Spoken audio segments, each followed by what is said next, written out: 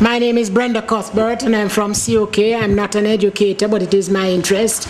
And I just wanted to go back to the sustainability section that was discussed and wonder if there's going to be any time in the whole development and movement of this wonderful transformation that there's going to be some sort of engagement with the private sector. I want to talk about a little bit about an Irish model called Partners for Progress, and I think it's something that we could well consider in this, because we have, in a haphazard way, a number of private sector enterprises that are involved in education and contribution to education. But if we can format it and channel it in a way that would aid and abet the whole sustainability of this transformation effort here, it might be well worth considering. My name is Peter Campbell. I'm from CaPRI. I'm inquiring in relation to the funding issue. Mrs. Maxine Henry Wilson mentioned that there would need to be an increase per capita of $51,000. In relation to accountability, who is accountable for this and who is validating the good ideas being put forward with the money that is needed? And in relation to NCB, behind principles of business, principles of accounts, who are those who benefit from standing behind the other subjects to situate that these are funded, and where are they? Are we pulling in these persons as well? In terms of this was the estimate that was done by the task force based on the figures that they had, and as we have progressed, we have found that we need to do more. You know, so I don't know if we have done any further updates on it.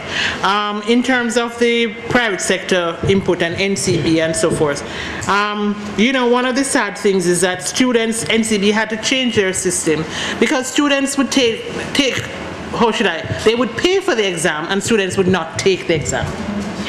And the same thing happened with the government. The government pays for 3, it used to be 4 subjects, for 3 subjects, and it's the same thing. So what has happened now is a lot of the schools are saying, you pay and you get it reimbursed. I'm not sure if we have arrived at that decision, but we had absenteeism of all 40–50%, and the money was just being wasted, a part of the absence of responsibility.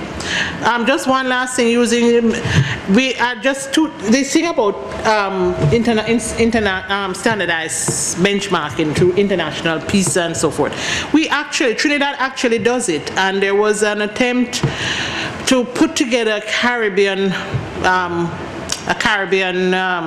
how should I do it? As CARICOM, for us to go to pizza and for them to do the benchmarking. Well, we encountered all kind of problems, including costs. Who was going to pay for this? It's quite expensive. It's about $10 million US, and it is a 7-year period that you need to have, and you need a profile of students and all of that. But I think it is something that we should really consider doing, because Trinidad has been doing it, and it has shown them exactly where they fall, and it shows that they don't fall very high up, even though they fall so high on the league tables in the Caribbean. Can I just add to that, if I may, that the idea of joining PISA has been resurrected, and it is expensive. World Bank have been offering to support joining PISA, the first time at which, Trinidad are coming on stream, I believe, in 2009. Jamaica could come on in 2012. We've missed that 29 opportunity, but it is actively under consideration now. All right, well, thank you very much. Systems and participation in these global international tests. And by every metric that we can find, it is inaccurate to say that they are expensive. Now, I admit, if you just float the number $10 million, oh, that's a lot of money, right? But if you compare that with the size of the education budget, it's not much money at all. And it's over 7 years, and so on and so forth. These tests are not expensive, but I don't think it's doing a disservice to sort of put that idea out there. It's just not true. So. Thank you very much. This is the point in the proceedings where I get to play the Jerry Springer role, you know, the sage words at the end of the day. But fortunately, there was none of the other things we see on the Jerry Springer show in the day's proceedings. But look, this was an extremely useful exercise. And I just want to sum up the key points that I would take forward from this. And begin by just addressing a point that was made by Hopton a moment ago, and I think it was corrected by Maxine, but also by the head shaking in the room. I think there was a general perception that no one, I think, goes into this exercise, whatever the frustration that has been expressed, you know, by the minister at the behavior of some teachers.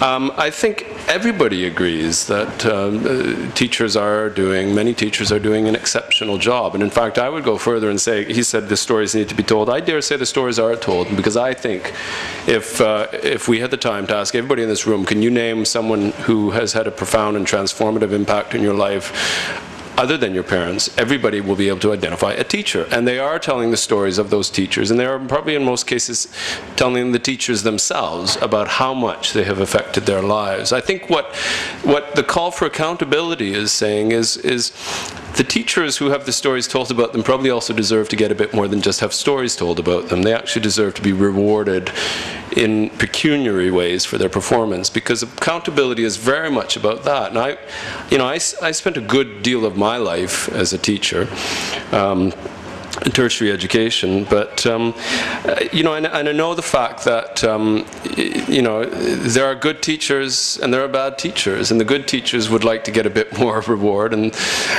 I think accountability structures, we have to bear that in mind. It's not about just bringing a weight to bear on those that we feel are non-performing. It's about identifying the star performers in order to reward them, because we feel that that is a way to improve the operation of the entire system.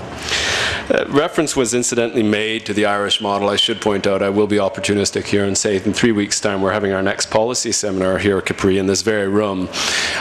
One of the other things we're looking at, separate from this exercise, but it does dovetail with this, is we are looking into the feasibility of a social partnership model for Jamaica. And we actually will be, on that occasion, we'll be hosting one of the architects of the Irish model, a gentleman named Paul Haran. We'll be doing the same sort of thing, stakeholder consultations, you know, with all the key players in the country.